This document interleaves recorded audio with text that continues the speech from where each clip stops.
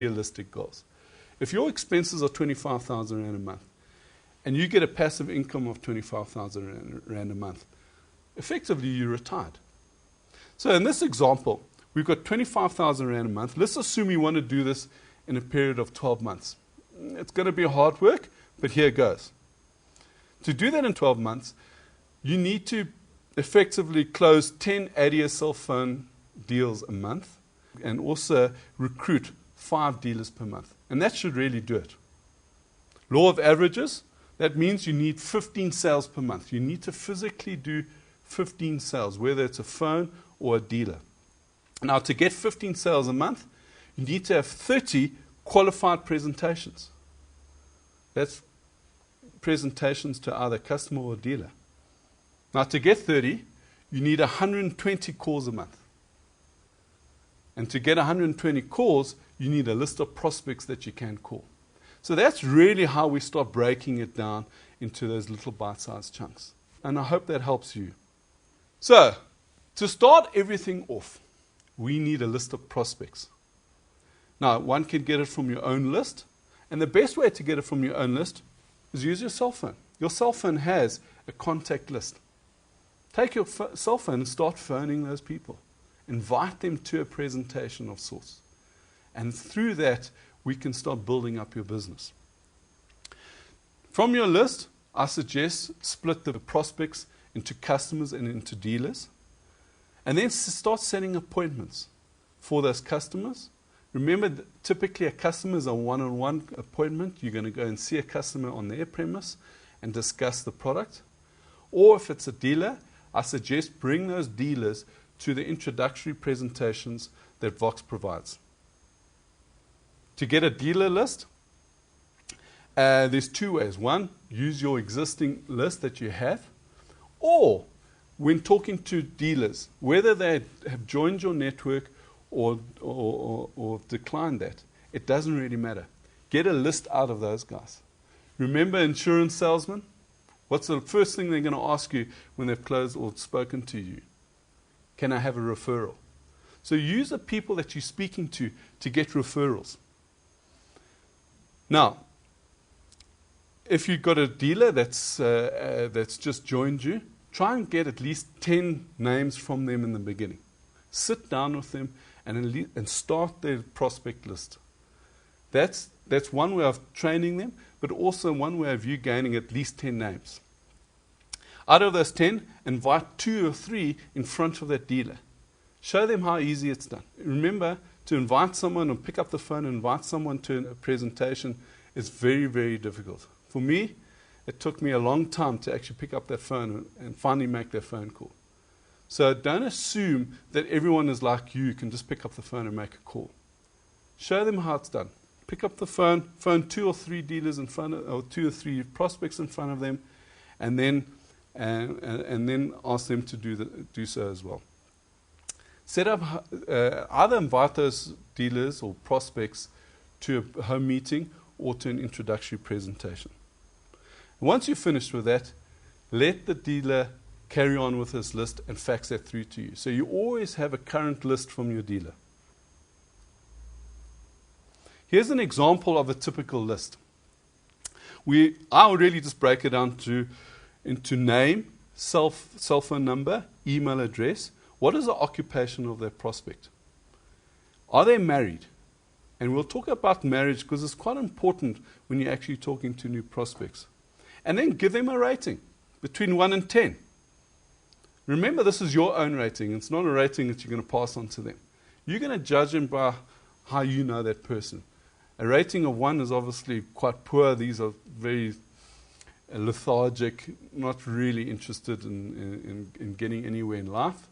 To a 10 who's energetic, is excited and just wants to get going.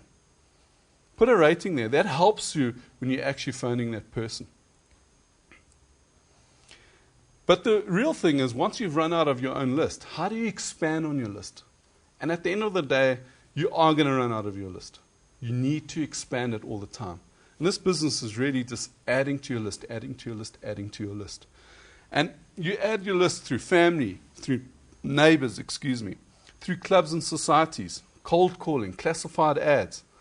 There's so many ways that you can add people to your list. Remember, you're always meeting someone every single day of your life, unless you're really stuck in your home and don't move out.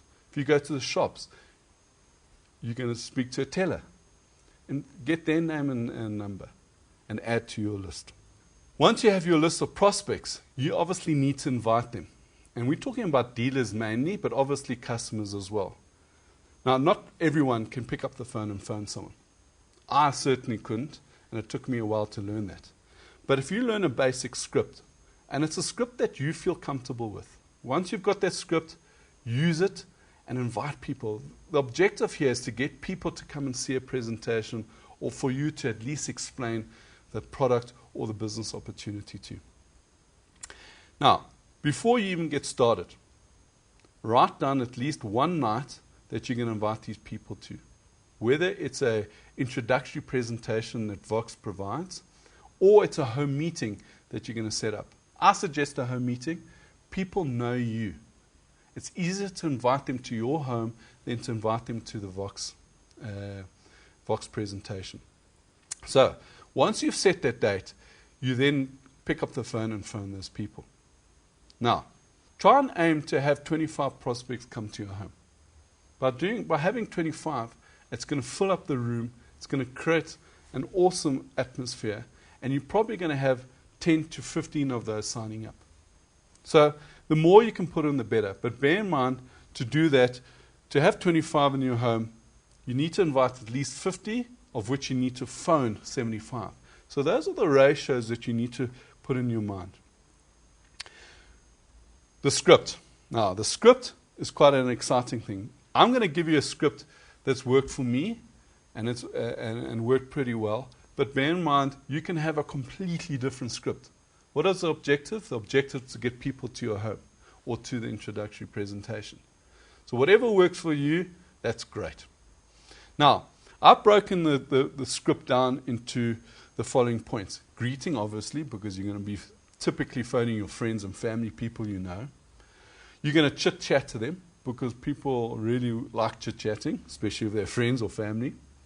And then, obviously, part of that is that you're going to go into the invite. So here goes. Greeting. How's it? Or hi, John. Martin here. How are you? How things? How the family? And chit-chat. But try and reduce your chit-chat to at least 2 minutes maximum. Remember, this is a business call. It's not a social call. So cut the chit-chat as soon as you can. And the way I normally do it is, John, I know we can talk forever. The reason I called is, or the reason I phoned you is based on the following. So cut it. Also, ask if their wife is free. That's why it's quite important in that column where we had married. If they're married, your objective is to try and bring both parties, both spouses, to the presentation. Yes, only one possibly will be doing the business. But at least if it's the husband, at least the wife understands why the husband's doing. Also, what generally happens, they come to a presentation, go home, and they argue in the car. And that's also good, because both parties are talking about this business. And then one's definitely fired up. The other one tends to back that person up anyway. So it's good to bring the husband and wife to a presentation. So, at this particular point, you really need, and this is the best advice I can give you, you need to ask them if they're free. Now, the reason why we're asking if they're free for that particular evening is because generally the best excuse is to say, I'm busy. And if you're establishing that they're free, they can't give you that excuse anymore. So once I've chit-chatted, I ask them, are you free? Listen, John, the reason I've called is, are you free particularly on Tuesday night, 8 p.m.?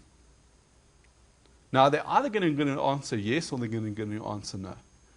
And they may say, yes, but, or not really. Those are vague answers. You need to establish yes or a no. So if they say yes, maybe, you say, well, look, John, I appreciate you possibly are busy, but are you particularly busy at that time? And they'll say, yeah, no, I am busy, or no, I'm not busy. Once you've established that they're